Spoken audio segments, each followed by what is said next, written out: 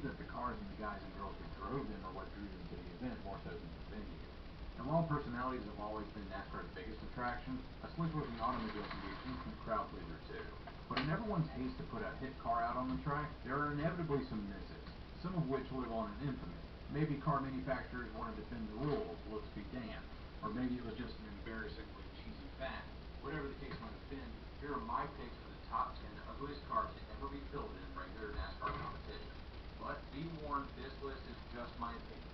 Beauty is subjective, so don't get too mad down in the comments. That being said, let's get into it. Number 10, 1970 Dodge Daytona.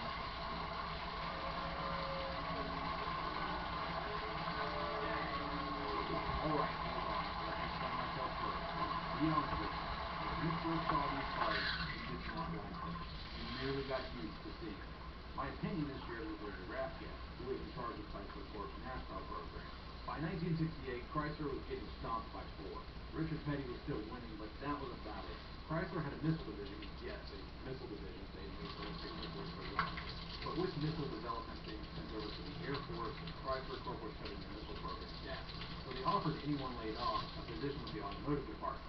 Larry Raffgast asked a few Aero guys with the missile program to fix their 68 Dodges. And every single person he talked to made the same fixes. The missile line had a nose cap and a big rear wing. Taller than even the roof so that it only touches me. Larry said it was the ugliest thing he had ever seen, but his engineers assured him that the car was winning and he did, so he was loving this fancy car.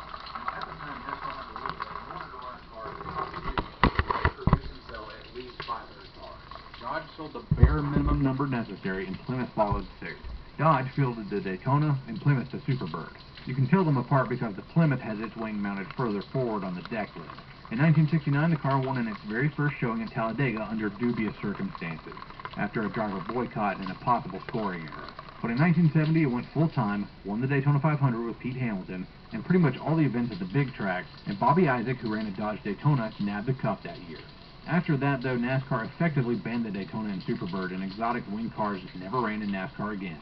People then and now were very split on the car, and its obvious rule manipulations put it just barely on this list. Number 9, the 1998 and 99 Ford Taurus.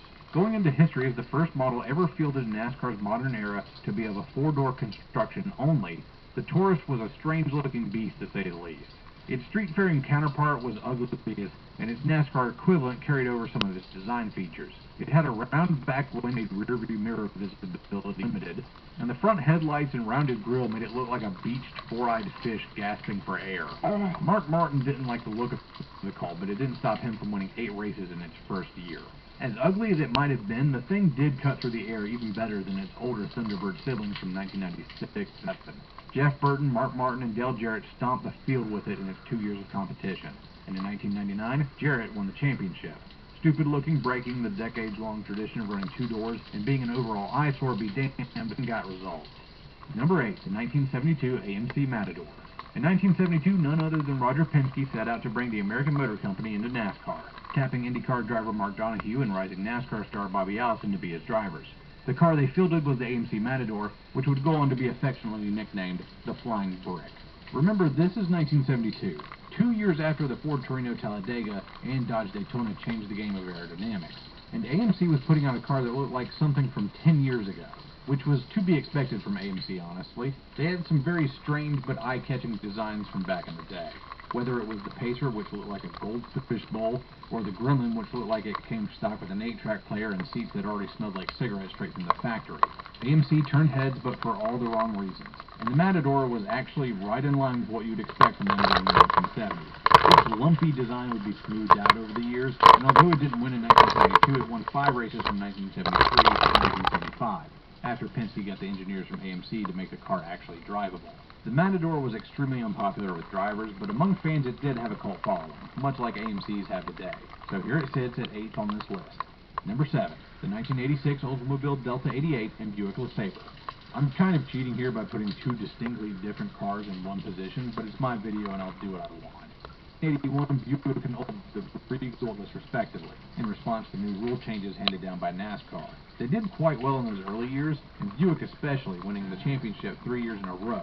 But by 1985, their day in the sun was over, and Ford, Chevy, and Pontiac were clearly ahead with their forward-thinking designs and